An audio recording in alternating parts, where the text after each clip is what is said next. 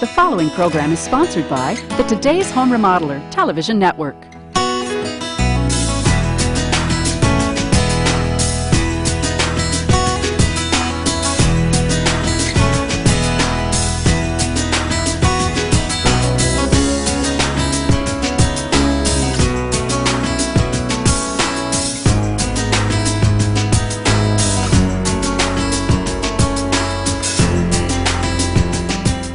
Welcome to Today's Home Remodeler. I'm Stuart Keith, and on today's show, we're learning about a 50-year asphalt shingle option for your home.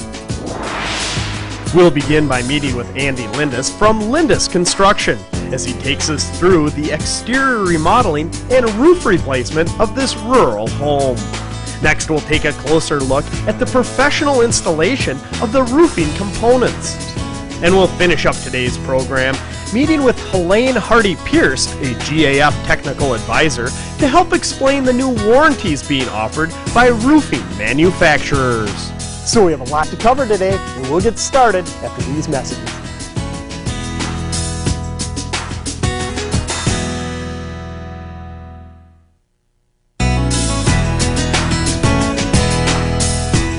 Sometimes it's difficult to see just how bad roof shingles actually are when you're looking at them from the ground. They can look okay, but oftentimes upon closer inspection, there can be a lot more damage and potential for a leak. So let's begin today's show with Andy Lindis from Lindis Construction as he takes us through the assessment of this exterior remodeling project. Oh, Andy, I remember this home. We were here about, what, 3 years ago, and we were replacing some windows? Yep, we replaced that window, some windows in the back. This is a house homeowners have had us out numerous times. We've been working our way from the inside. We replaced all the windows. The whole inside has gone through a complete remodel, but we're out here today checking out the roof. And we're going to get into that re-roofing process shortly, but when you look at doing projects for a homeowner, it's okay for the homeowner to kind of plan it out over a number of years? Oh, absolutely. We sit down with people all the time, and we plan out a project. Got phase 1, phase 2, phase 3, up to phase 99. Sure, helps with the budget, and that's the advantage of working with one contractor, one stop, one call. You can know everything's going to get done at your leisure, at your schedule, and work within your budget. So when it comes to re-roofing a house, whether it's an older home like this or a relatively new home, what should a homeowner be looking at to know if they need a new roof? Well, there's some real telltale signs that your roof is going bad.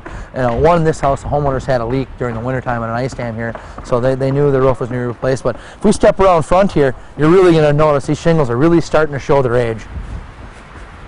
Stu, as you can see here, it doesn't take an expert to notice that there's something wrong with this roof. And one look at that. Look at the way that roof is talking to us. It's all curled up.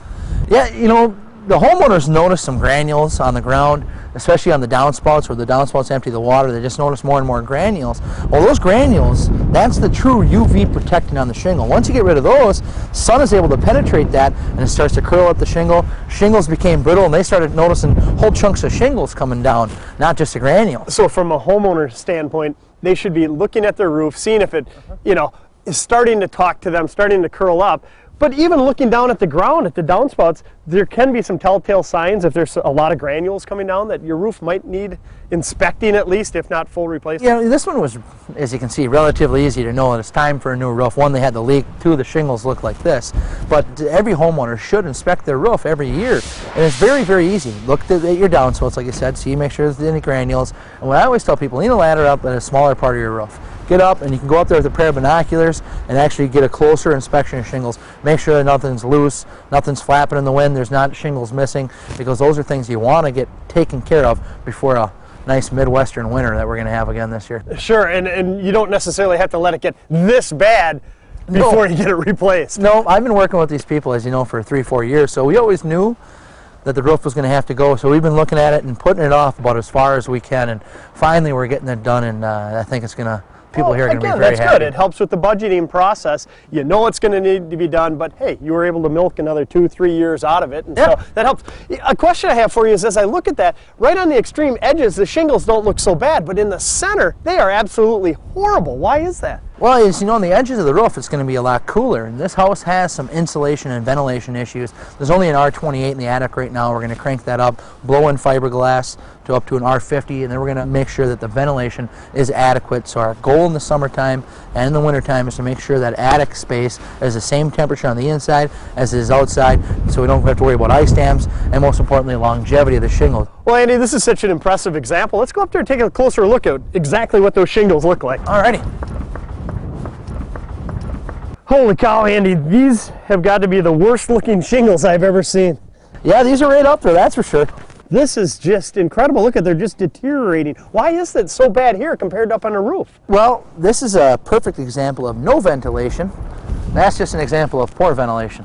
Okay, so this is what they would call a hot roof? Yeah, this is a hot roof. There's no ventilation whatsoever. And so for our viewers out there that aren't familiar with that, there is some insulation underneath here, but it's not enough, and so the heat in the wintertime is coming through and really causing the degradation of the shingles themselves. But you're going to be able to remedy this problem? Yes, we are. What we're going to do is, after removing all of this existing roofing, what we're going to do is to put down 2 inches of foam over the top of the actual roof decking. And then we're going to put down all new decking. So we're going to create a kind of a false roof. You got your roof decking, foam, roof decking, and over the top of that, we're going to put our ice and water shield in. And that's going to take care of it. They'll never have to worry about this situation again. You'll never have to worry about the shingles deteriorating to a point like this ever again. Well, you brought up ice and water shield. That's only one of the many components that make up a modern roof. It's one piece of the puzzle to make up the entire roof system.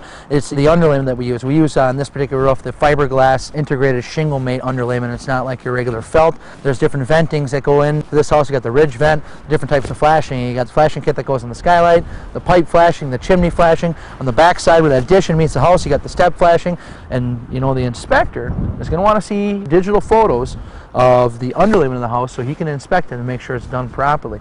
You know, it's just not something you get together with the weekend warriors and try to crack out. There's a lot of things that go into a roof nowadays, and you have to make sure, one, that it doesn't leak, two, to pass the inspection. Sure, and well, ultimately it's for the homeowner's benefit, because when you think of the investment that the roof is protecting, why would you want to skimp on it? You wouldn't. At least in my case, there's no way. I want the ultimate peace of mind. I'm going to hire a professional who knows how to do it. And speaking of the components, the most visual one, the shingles themselves, what did they opt for?